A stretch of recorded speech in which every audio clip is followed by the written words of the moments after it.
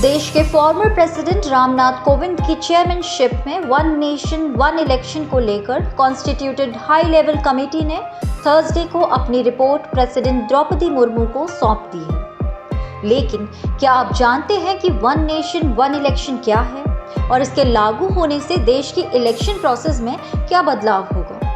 भारत में इससे क्या बदलाव होगा और दुनिया के किन किन देशों में one nation one election process पहले से लागू है? पैनल ने राष्ट्रपति भवन में राष्ट्रपति द्रौपदी मुर्मू को 18,626 पन्नों की जो रिपोर्ट सौंपी है, ये रिपोर्ट 2 सितंबर 2023 को इसके गठन के बाद से स्टेक होल्डर्स, एक्सपर्ट्स के साथ कॉम्प्रिहेंसिव कंसल्टेशन और 191 दिनों के रिसर्च वर्क का परिणाम है। तो चलिए आगे बढ़ते हैं और सबसे पहले जानते हैं कि क्या है एक देश एक चुनाव। इसका वास्तविक अर्थ यह है कि पार्लियामेंट, असेंबली और लोकल बॉडी इलेक्शंस एक साथ एक ही समय पर हों। सरल शब्दों में ऐसे समझा जा सकता है कि वोटर यानी लोग एक ही दिन में गवर्नमेंट या एडमिनिस्ट्रेशन के तीनों लेवल्स के लिए वोटिंग करेंगे। असेंबली और पार्लियामेंट के चुनाव सेंट्रल इलेक्शन कमीशन संपन्न करवाता है और local body elections state election commission. तो इस वन नेशन वन इलेक्शन के आइडिया से समझा जाता है कि टेक्निकल फॉर्म से पार्लियामेंट और असेंबली चुनाव एक साथ संपन्न करवाए जा सकते हैं।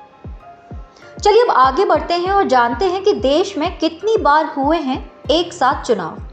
साल 1950 में रिपब्लिक होने के बाद 1951 से लेकर 1967 के बीच हर 5 साल में लोकसभा और सभी स्टेट असेंबलीज के चुनाव एक साथ होते रहे।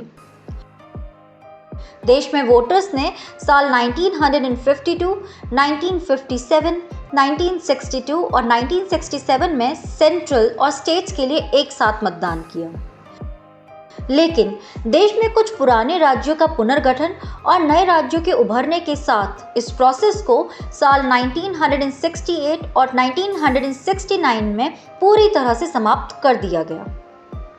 चलिए अब समय है नजर डालने का दुनिया के देशों में जहां एक साथ चुनाव होते हैं। ब्राजील, कोलंबिया और फिलीपींस में प्रेसिडेंसी के लिए और लेजिस्लेटिव लेवल पर चुनाव एक साथ होते हैं।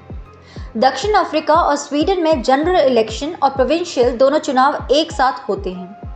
दक्षिण अफ्रीका में आम चुनाव और प्रांतीय चुनाव एक साथ 5 साल के लिए होते हैं और म्यूनिसिपल काउंसिल के चुनाव 2 साल बाद होते हैं। चलिए अब आगे बढ़ते हैं और जानते हैं वन नेशन वन इलेक्शन के फायदे। बार बार चुनाव नहीं होंगे तो फिस्कल स्पेंडिंग कम होगा और सरकार को काफ़ी बचत होगी। इसके साथ ही ये लोगों और गवर्नमेंट मशीनरी के समय व रिसोर्सेज की बचत भी होगी। हर स्तर के चुनाव के वक्त इलेक्टोरल एरिया में कोड ऑफ कंडक्ट लागू होता है, जिसके तहत डेवलपमेंट वर्क रुक जाते हैं। इस संहिता के हटने के बाद डेवलपमेंट वर्क प्रैक्टिकल फॉर्म से प्रभावित होते हैं, क्योंकि चुनाव के बाद अरेंजमेंट में काफ़ी बदलाव हो जाते हैं, तो फैसले नए सिरे से होते हैं। पार्लियामेंट्री, सीबीआई और इलेक्शन कमीशन की कई रिपोर्ट्स में कहा जा चुका है कि चुनाव के दौरान ब्लैक मनी को स्पेंड किया जाता है। अगर देश में बार बार चुनाव होते हैं तो एक तरह से पैरेलल इकोनॉमी चलती रहेगी। एक चुनाव होने से सरकारी मशीनरी का इस्तेमाल एक बार ही होगा, लिहाजा कहा जाता है कि स्कूल, कॉलेज और अन्य विभागों के गवर्नमेंट एम्प्लॉयज़ का समय और काम बार बार प्रभावित नहीं होगा, जिससे सारी संस्थाएं बेहतर ढंग से काम कर सकेंगी। एक ही बार चुनाव होगा तो सरकारों को रिलीजन, कास्ट जैसे मुद्दों को बार बार नहीं उठाना पड़ेगा। जनता को लुभाने के लिए स्कीम्स की ट्रिक्स नहीं होंगी। बजट में पॉलिटिकल इक्वेशंस को ज़्यादा अटेंशन नहीं देनी होगी, यानी एक बेहतर नीति के तहत व्यवस्था चल सकती है। अब जहां फ़ायदे हैं वहां कुछ चैलेंजेस भी हैं, तो आइए एक नज़र डालते हैं वन नेशन वन इलेक्शन के चैलेंजेस पर। भारत एक मल्टी पार्टी डेमोक्रेसी है, इसलिए पॉलिटिक्स में भागीदारी करने की स्वतंत्रता के तहत रीजनल पार्टीज का अपना महत्व रहा है। चूंकि रीजनल पार्टीज रीजनल इश्यूज को प्रेफरेंस देती हैं, इसलिए एक चुनाव के आइडिया से छोटी रीजनल पार्टीज के सामने एग्जिस्टेंस का संकट खड़ा हो जाएगा, क्योंकि इस व्यवस्था में बड़ी पार्टियां धन के बल पर मंच और संसाधन छीन लेंगी।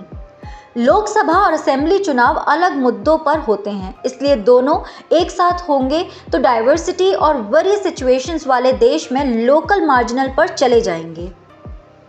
एक चुनाव के आइडिया में तस्वीर दूर से तो अच्छी दिख सकती है, लेकिन पास से देखने पर उसमें कई खामियां दिखेंगी। इन छोटे छोटे डिटेल्स को इग्नोर करना मुनासिब नहीं होगा। चलिए इस टॉपिक के निष्कर्ष को जान लेते हैं।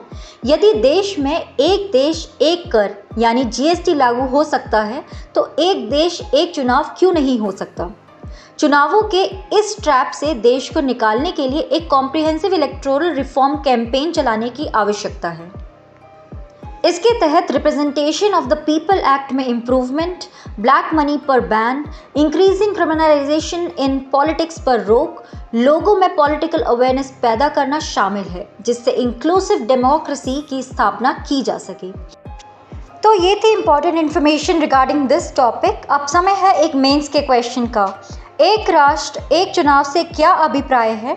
इसके पक्ष एवं विपक्ष में तर्क प्रस्तुत कीजिए। What is meant by one nation, one election? Present arguments in favor and against it. You all may leave your answers on our Telegram channel, and if you have not subscribed our YouTube channel yet, kindly do it. Thank you so much.